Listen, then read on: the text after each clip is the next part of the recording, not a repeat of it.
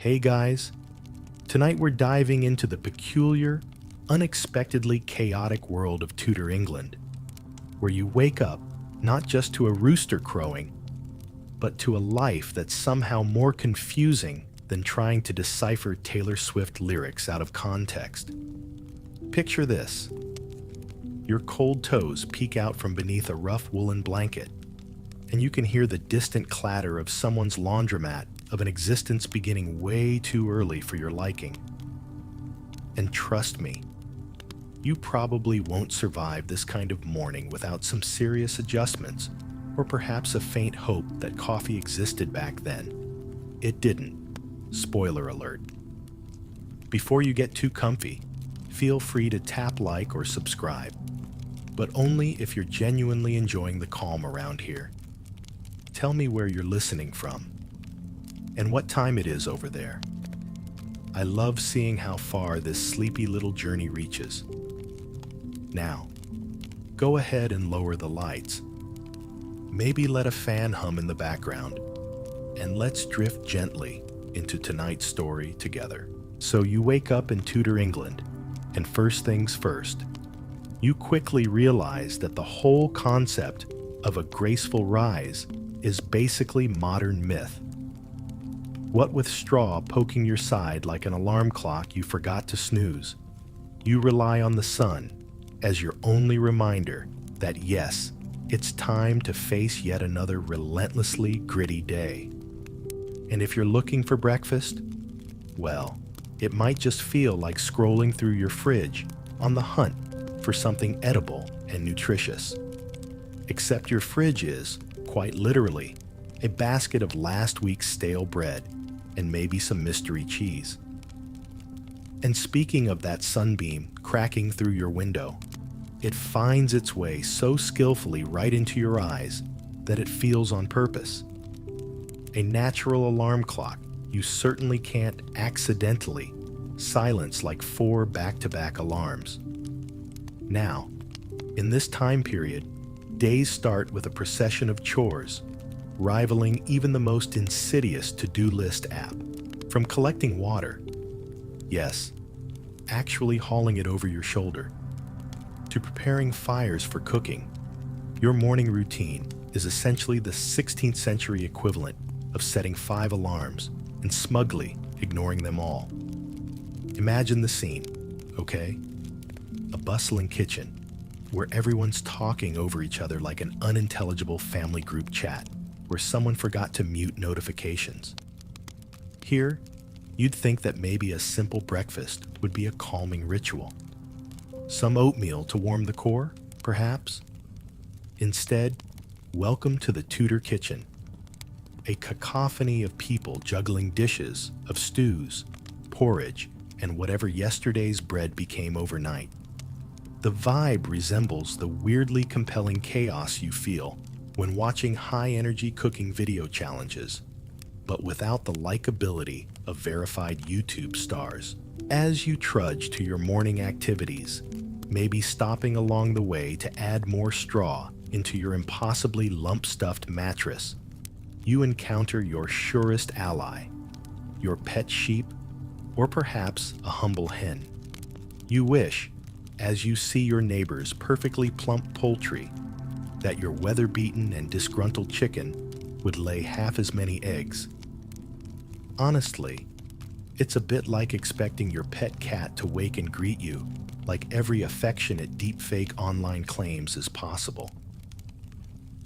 Historians still argue whether the dawn was really as naturally synchronized as romanticized texts make it sound, considering our less predictable reality where schedules are juggled, not dictated by climbing sun rays. Yet, one fact remains. When that sunlight burst through your shutterless window, you scrambled, not gracefully, industriously, or willingly, but out of sheer necessity because Henry VIII hadn't exactly mastered indoor lighting. As the hours pass, and they do, sluggishly, you meander through your daily tasks, such as learning to weave or shearing sheep. You might wonder how people endured these repetitive routines, And the answer is simple. They didn't really have Instagram Reels to procrastinate with, did they? They had to face the monotony face on. But every day wasn't all production and toil. Though, let's not kid ourselves. It often was.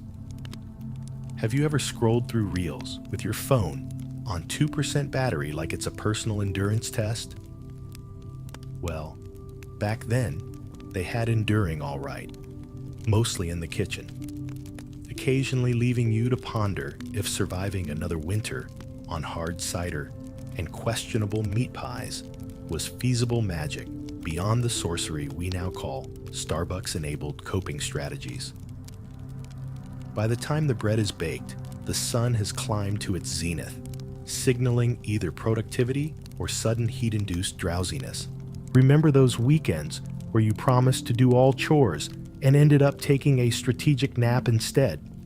Yes, the Tudors had their moments of sheer slack too, albeit hidden behind church-going diligence and societal expectations.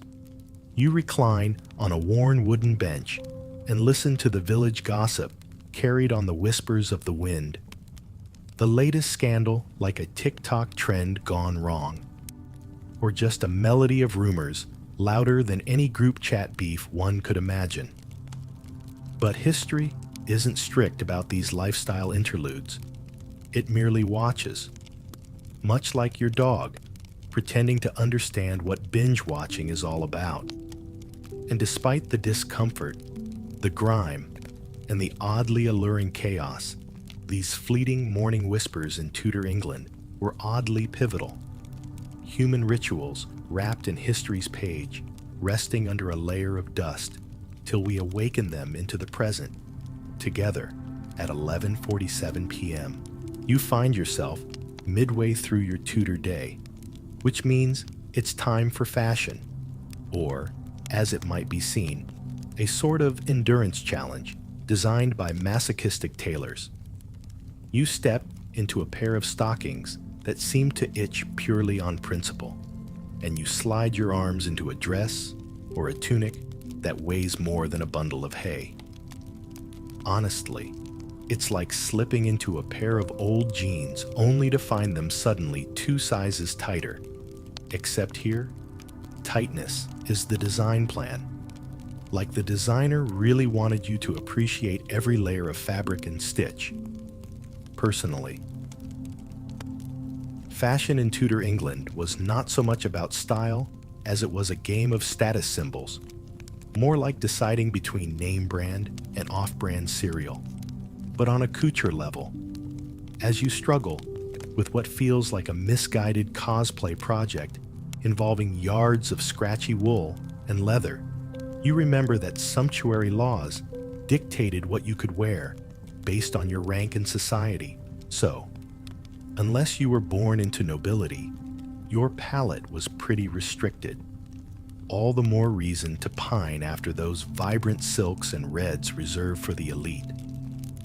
Anyway, now that you're trussed up like a cranberry stuffed turkey ready for a feast, you notice that it's impossible to perform the most basic functions, like bending over, or, let's be honest, breathing. You have to wonder if this kind of restrictive garb inspired our modern pandemic wardrobe, where pajamas and stretchy pants reign supreme over all forms of discomfort and waistbands. In your full-on Tudor garb, you set out to tackle the rest of the village or town scene. The streets are bustling, a touch muddy, and filled with the rich aroma of industry. Bread baking, metal clanging, garbage not so discreetly gathering. Meanwhile, to the outside world, everyone moves somewhat awkwardly, like extras in a period piece. But internally, they're all the leading actors of their own tumultuous daily soaps. Amid the clatter, you overhear folks chit-chatting, inevitably leading to the question of why on earth courtiers and nobles willingly opted for this complex array of garments. Historians still bicker about whether fashion was really a form of economic tug-of-war, or simply a reflection of changing tastes. Kind of like debating why anyone would willingly buy the iPhone 17 when the 12 was just fine. A quirky detail to note: hygiene wasn't exactly a thing. Bathing frequently meant something like once a month, if that, and while perfumes attempted to mask the inevitable odor bouquets of everyone's collective efforts, it was often as effective as replying LOL without the laughter, blunt and rather pointless. Now get this, there was this real fear that bathing opened pores and let disease sneak right in, like the dirty ulterior motives hiding behind those ever-present free Wi-Fi signals. And if we're talking about laughs, imagine the comedy scene around hats. They were high, they were wide, they sometimes resembled small gardens perched recklessly upon your head. Sporting these, people looked like walking Game of Thrones characters on a medieval catwalk, sloping through the muddy, uneven cobblestones of everyday Tudor life. Hats were a social cue, as significant as double-tapping a photo to let the world and the hatter know just how much you appreciated that painstakingly assembled house on your head. While wandering through town, you might spot a tailor's shop, a cozy enclave where life slows momentarily. The tailor wields scissors and thread with all the precision of a lingerie company manufacturing confidence, all while chatting about next season's color trends. Apparently, moss was in again. Here, stories and fabrics weave together, a tapestry of tangled lives and vibrant textile history. Yet, the best part of this uniquely relatable fashion struggle, delving into how it intertwines with identity, examined as much today as then, though perhaps with fewer constraints. Think about how many times you've stared into your closet, pondering what exactly aligns with your mood on any given day. Just subtract the Miltons in your wallet and add about 50 pounds of fabric. As you wend your way back to the warmth of home, savoring the slightly burnt scent of baking bread, your stomach beginning to chime in like an overture of the midday bell, you recognize that these layers you've donned throughout the day aren't just clothes. They form a social armor, a narrative of wealth, serially sewn together by lineage, expectation, and circumstance.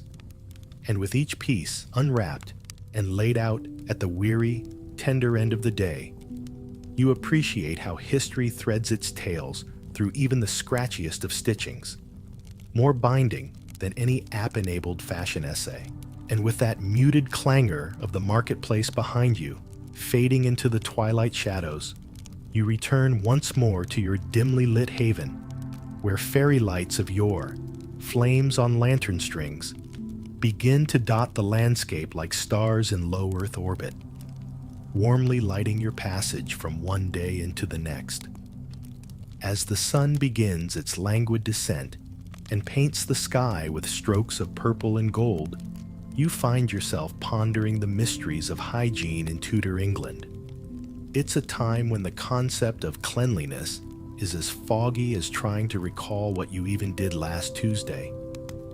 You wash your hands with a splash of water, a practice that feels more symbolic than sanitary, and give a cursory glance at the dusty mirror, more warped than any funhouse reflection. Imagine a world where baths happen infrequently enough that they're more like an occasion than a routine. Seriously, people believed a single bath a month was quite enough, thank you very much. In fact, the act of bathing was considered a potential health risk rather than a rejuvenating ritual. Picture this: you're dusting off your hands as though metaphorically wiping your search history whenever anyone catches you, Googling how to get my life together at 3 a.m. Historians still argue whether the fear of cleanliness inviting sickness was due to misinterpreted medical advice or simply a lack of access to clean water. Whatever the case, it's clear that Tudor folks didn't have the luxury of hopping into a steamy shower after a long day's work, like we do now, where showers feel more therapeutic than just merely cleansing. Another quirky air of this era, deodorant wasn't exactly stockpiled in bathroom cabinets across the kingdom. For many, herbs such as lavender and rosemary became staunch allies in the daily battle against body odor. Honestly, it seemed more like wrapping oneself in an after-the-fact air freshener, similar to how some people spray too much cologne, hoping it'll mask the fact that they haven't done laundry in far too long. While a scroll through social media today might suggest everyone's skin glows and layers perfectly like a TikTok makeup tutorial, in Tudor times, skin suffered under the constant assault of soot and smoke, layered on top of naturally hardworking grime. The local population probably spent about as much time worrying about complexion as they did about northern invasions. Both inevitable, both unsettling. Still, nestled among this yesterday's inconveniences rests some joy. They did know how to spend a pleasant afternoon. Imagine an idyllic communal gathering, a public bathhouse maybe, when occasion called. It's a place to connect, gossip, and perhaps even revel in the lightweight camaraderie found in complaining about everyday trivialities. Their social feeds, filling rooms free of eavesdropping smartphones. Fun fact? In the absence of soap, people employed urine for laundry cleaning, a tidbit that's sure to elicit a double take. But when you consider that modern detergents were a long way off, it begs the question as captivating as, why do we use filters? The answer somewhere between necessity and a search for the most effective, if not always pleasant, solutions to life's inevitable dirt. As you muse over the nightly ritual that seems to consist more of privacy than purity, it dawns on you. Many concluded a hard day's work with mere water dabs and a prayer for a rainless sky. And though historically unburdened by the heavyweights of modern convenience, they did, against all odds and utterly inexplicably, make do. Eventually, with twilight tiptoeing in, dreams of dinner tickle the edges of your mind. The entire village seems to let out a collective sigh, reminiscent of rain tapping gently on rooftops. It's time to gather, to eat, to pause, a chance to refuel before the next morning's stark reminder of how life in Tudor England relies less on luxuries and more on finding beauty within simplicity. Much like cozying up with a wax-sealed letter, the day's narrative smudged with time and tail-spun weariness. And with that thought wrapping around you like a well-loved blanket, you're content to rest and let the world dissolve softly into the mid-evening hush. As dusk settles in, the Tudor dining experience awaits, an occasion that is less Michelin stars and more of a rustic affair, warmly intimate yet filled with its own culinary quirks. Imagine gathering at a table that creaks with each clumsy sway, much like balancing a mismatched tower of Tupperware to avoid the inevitable kitchen avalanche. You find a spot, ready to embrace whatever sparse festivity lies ahead. The centerpiece of the Tudor meal is a hearty stew or a pie, lovingly assembled from whatever was available, much like your pantry dinners when you toss canned goods into a pot and hope for the best. Meat might be scarce, and those with access to fresh vegetables are a bit like those lucky folks who always manage to somehow grow impressive, envy-inducing zucchinis in their urban windowsills. The aroma wafts through the air, a mingling of roasted roots, garlic, and herbs, its warmth embracing you in a cocoon of earthy goodness. Bread comes in dense slabs, more akin to bricks than the fluffy loaves you might swipe languidly at your local bakery. You chew thoughtfully, wondering how modern culinary hacks, infused oils, or air fryers might change this experience. Maybe your sudden hankering for gadgets transforms you into an Elizabethan kitchen warden, earning a rudimentary buy-one-get-one-free deal on culinary shortcuts. Historians still argue whether dining was truly egalitarian, as some tales suggest a merry sharing of simple pleasures, while others imply a staunch divide, a table set from haves to have-nots. At any given meal, conversation buzzes louder than cicadas on a sweltering summer's eve. A tapestry of laughter and shouted boasts about incredible harvests or rare spices obtained as if from a tedious trade adventure mode you wish you could skip. Remember that quirky Tudor detail? You'd chuckle over the breakfast porridge. Sometimes they'd serve meat roasted so massively that the rotation spit would get stuck mid-turn, leaving the feast to hang like a painting in a gallery no one bothered to straighten. And let's not forget the drinks. Ale or cider, flow fruity and abundant. Water, now less trusted than your friend's dubious movie recommendations, allows the spirits a place of savory prestige on all tables. Dinner is no less a ritual than it is a necessity, a beautiful intersection where stories, news, and more than one misguided attempt at a joke intermingle endlessly. It's a dance of manners, values, and the skillful dodging of elbow jabs from Cousin Edwin, who's positively incapable of personal space, much like maneuvering through overcrowded trade fair stalls without losing your friend who's still looking for the perfect tapestry. In this concoction of savory bites and timely scandals, you realize there's rhythm, a pace to mealtime, unlike the scattered today's ad-lib TV tray dinners consumed between episode binges. Here, the meal is your internet, communication laid out organically, a scene resonating with the nostalgia of neighborhood bonfires and backyard summer fates. The room filled with gentle murmurs and nods of appreciation gradually dims, the flames ebbing like faded charcoal sketches. Before you know it, dishes are cleared, hands heavily gestured in thanks and farewell.